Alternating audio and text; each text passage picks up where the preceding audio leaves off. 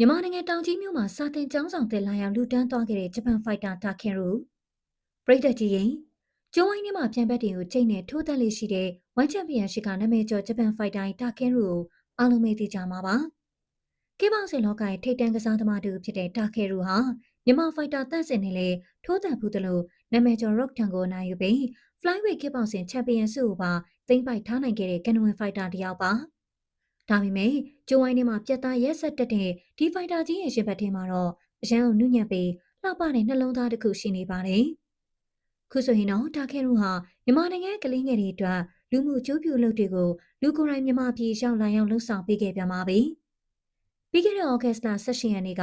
တာခဲတို့ဟာရှမ်းပြည်နယ်တောင်ပိုင်းတောင်ကြီးမြို့ကအေးတရရက်ကွက်မှာရှိတဲ့ရွှေတောင်တန်းပရိဒါဖုံးတော်ကြီးတင်ပညာရေးကျောင်းတိုက်ကိုကိုရိုင်းကိုကြားရောက်သွားခဲ့ပါတယ်။တွားရောက်ခဲ့တဲ့အဓိကအကြောင်းရင်းကတော့သူကိုယ်တိုင်မတီလူတန်းထားတဲ့စာသင်ကျောင်းကျောင်းဆောင်တဲ့သုံးဆောင်တွေဖွင့်ပွဲခန်းနာကိုတက်ရောက်ဖို့ပဲဖြစ်ပါတယ်။တာခဲတို့ကဒီပရိုက်တာကျောင်းတွဲလွှဲတဲ့ပညာရေးထောက်ပံ့တွေကိုပြီးခဲ့တဲ့2025ခုနှစ်ကတည်းကစတင်ပြီးကူညီထောက်ပံ့ပေးခဲ့တာပါ။အခု2026ခုနှစ်ဩဂတ်စ်လ18ရက်နေ့မှာတော့ကျောင်းသားကျောင်းသူကလေးငယ်တွေအေးချမ်းစွာပညာသင်ကြားနိုင်ဖို့အတွက်အသုံးဝင်မဲ့ကျောင်းဆောင်တစ်တီကိုအောင်မြင်စွာလွှဲပြောင်းဖွင့်လှစ်ပေးနိုင်ခဲ့တာပဲဖြစ်ပါတယ်။ကျောင်းဆောင်တဲ့ဖွင့်ပွဲခီးစဉ်အတွင်းမှာတာခဲတို့ဟာအလူငွေပေးယုံအဆောက်အဖွင့်ယုံတတ်မဟုတ်ပဲကျောင်းသားကျောင်းသူကလေးငယ်တွေနဲ့အတူရင်းနေနေစော့ကစားခဲ့ပါသေးတယ်။ကလေးငယ်တွေအတွက်လိုအပ်တဲ့လက်ဆောင်ပစ္စည်းတွေကိုပေးရခဲ့တယ်လို့သူတို့လေးတွေကိုရှေ့ဆက်ရမယ့်ဘဝခီးလန့်အတွက်စိတ်ခွန်အားဖြစ်စေမယ့်စကားတွေကိုလည်းနွေ့နွေ့ထွေးထွေးအားပေးပြောကြားခဲ့ပါတယ်။တကယ်တော့ဖိုက်တာတာခဲတို့ဟာဖိုက်တာဘွားကနေသူရရှိခဲ့တဲ့စုချင်းငွေတွေကိုကိုကျိုးအတွက်ကြီးမသုံးပဲမြန်မာနိုင်ငံအပါအဝင်ဗီယက်နမ်လာအိုစတဲ့အရှေ့တောင်အာရှနိုင်ငံတွေကပညာရေးနဲ့ပရိုက်တာလုပ်ငန်းတွေမှာရဲတန်းတက်ကြွပါဝင်လူတန်းနေရှိသူပါ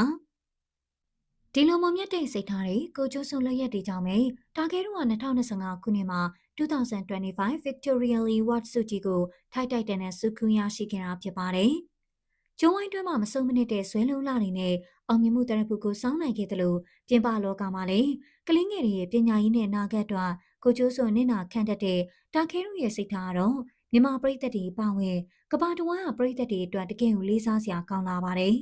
။ဂျပန်နိုင်ငံသားတယောက်ဖြစ်ပေမဲ့မြန်မာနိုင်ငံပေါ်ထားရှိတဲ့သူ့ရဲ့ချစ်ခင်မျက်နှာမှုနဲ့စေတနာတွေဟာမြန်မာဂျပန်ချစ်ကြည်ရေးကိုပုံမခိုင်မာစေခဲ့တယ်လို့မြန်မာပြည်သက်တွေရဲ့ရှင်ထဲမှာလည်းအမြဲတမ်းနေရာယူထားနိုင်မှာသိကြပါပဲ။ပြည်သက်ကြီးဟာရောဂျပန်ဖိုက်တိုင်းတာခင်တို့ရဲ့ခုလိုမုံမြတ်တဲ့အလူဒါနနဲ့ပတ်သက်ပြီးဘယ်လိုမြင်ကြလဲဆိုတာ comment မှာဝင်ရောက်ဆွေးနွေးပေးသွားကြပါအောင်ရှင်။ဗီဒီယိုလေးကိုဆုံးထိကြည့်ရှုပေးတဲ့အတွက်ကျေးဇူးထူးပဲတင်ရှိပါရရှင်။